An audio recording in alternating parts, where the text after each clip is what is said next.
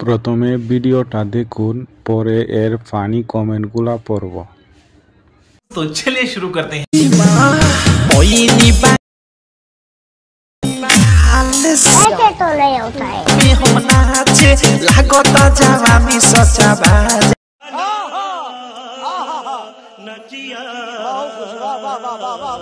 এখন ছোট গাছে বড় বড় ফল দেখা যায়। तो रुको जरा, सबर करो, बोला धक्का बुक्की नहीं।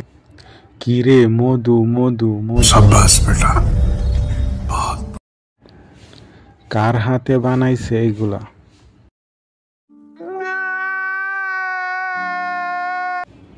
কথায় আছে না, ছোট গাছে বড় ফল। मस्त जोक मारा रे, ये हंस रे हलकट हंस। দেলারা চিনি ছাড়া।